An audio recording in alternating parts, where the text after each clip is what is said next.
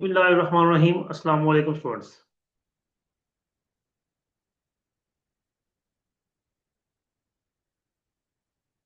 Students, हमने बात आज करनी है ऑर्गेनाइजेशन बिहेवियर MGT 502 के लेसन नंबर 3 की। आज लेक्चर नंबर 3।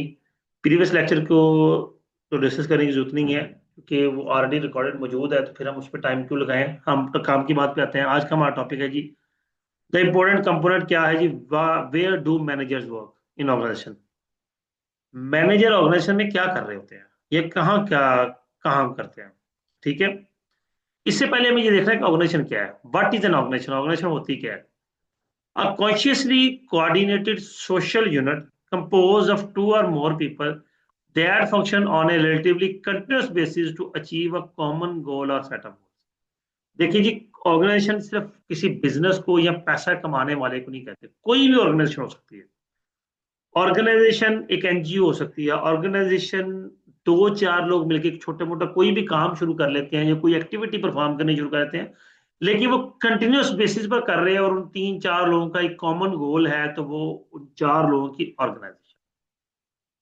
दोबारा पढ़ते हैं। कॉन्शियसली कोऑर्डिनेटेड यानी कौन सी, इंटेंशनली कोऑर्डिनेट करना है कोई सोशल यूनिट ने।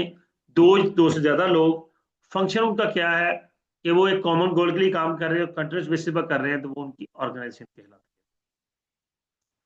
चार चीजें आ गई।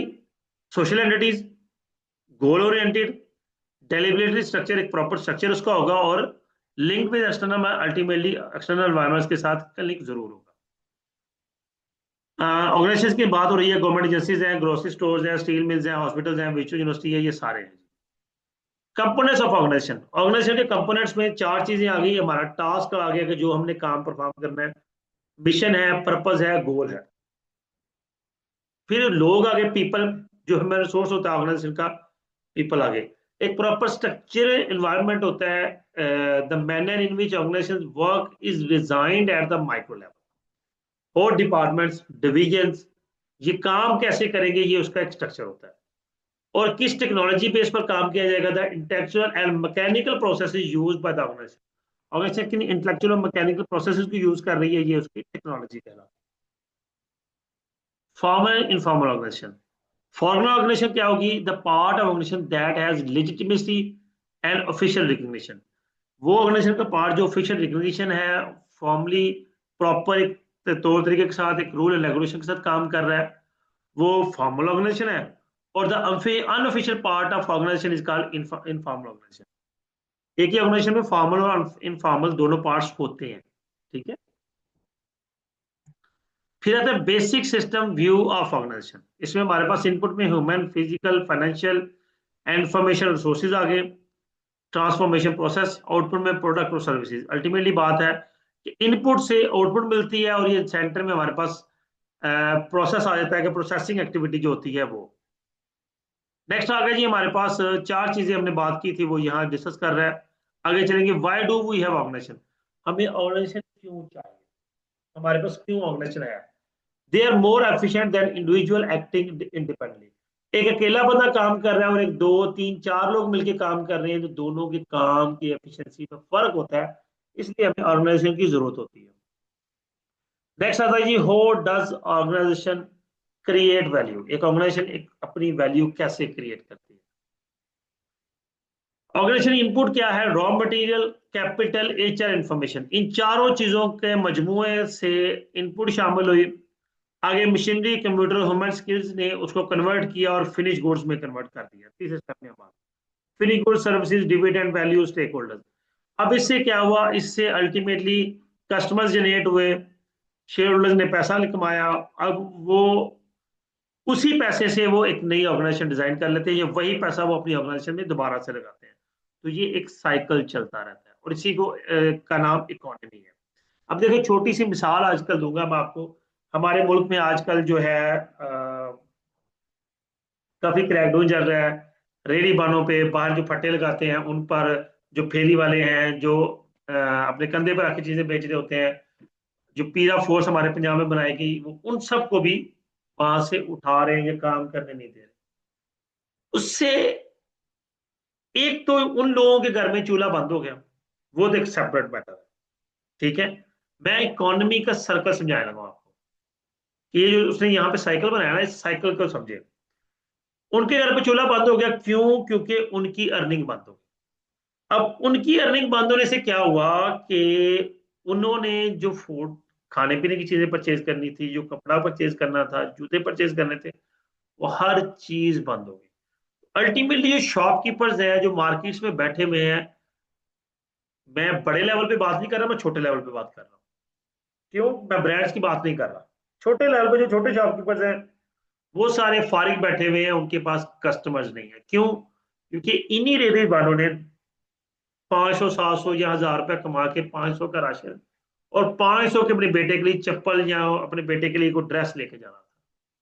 लेकिन वो उस बंदे ने 1000 कमाया नहीं, तो वो अगले बंदे को क्या देगा?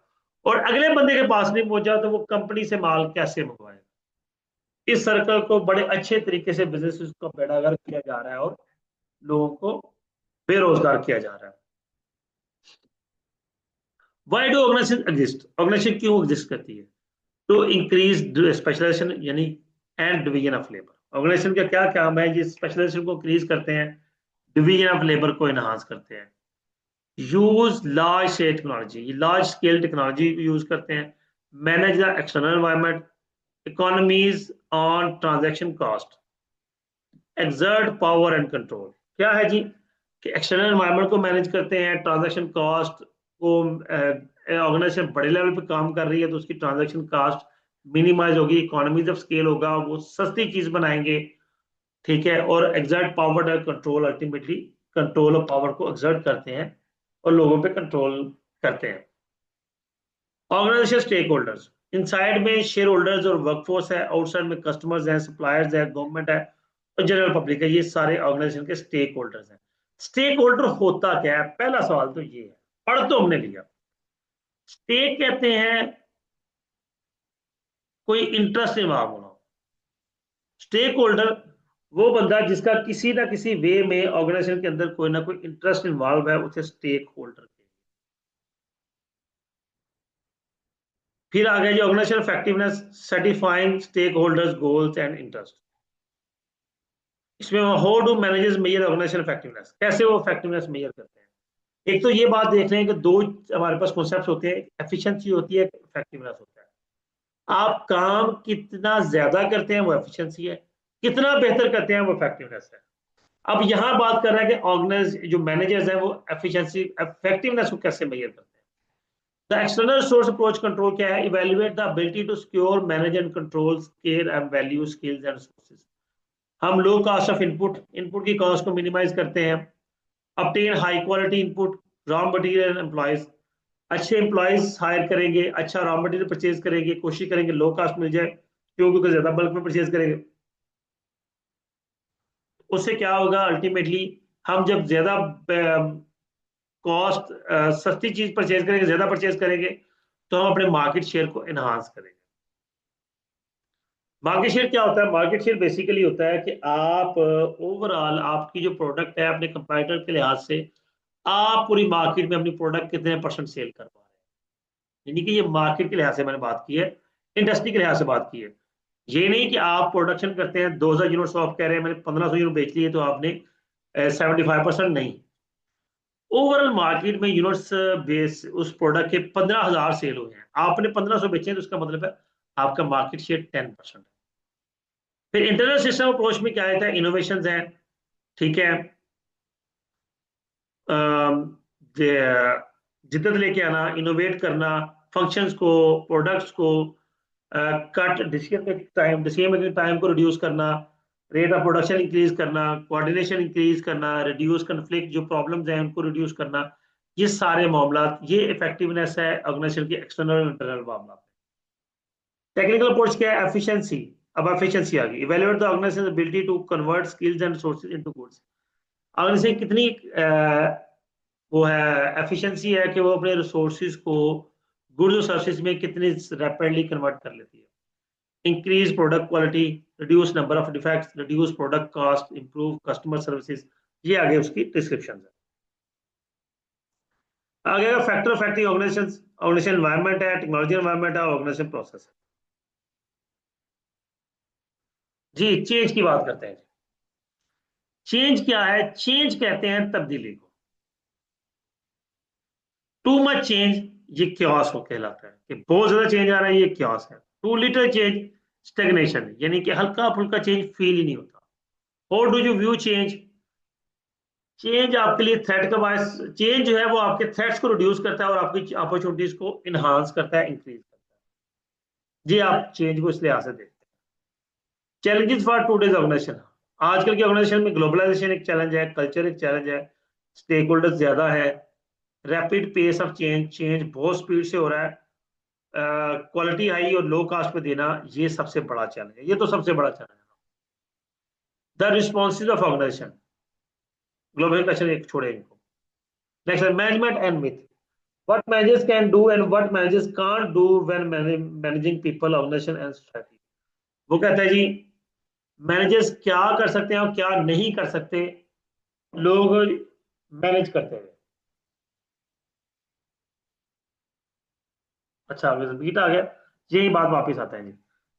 जी, ये डिपेंड करता है कि किसी मैनेजर की स्किल पर, ठीक है, उस ऑर्गेनाइजेशन के हवाले से। और ज्यादा तो यही होता है कि मैनेजर्स कुछ ना कुछ कर ही रहे होते हैं, कान डू वाला मामला इतना ज्यादा नहीं होता। जी स्टूडेंट्स, ये हमारा आज का लेक्चर था। उम्मीद करता हूँ आपके लिए अंडरस्टैंडिंग होगा। वीडियो को लाइक कीजिएगा, कमेंट कीजिएगा, अपना ख्याल रखिएगा। अल्लाह हाफिज।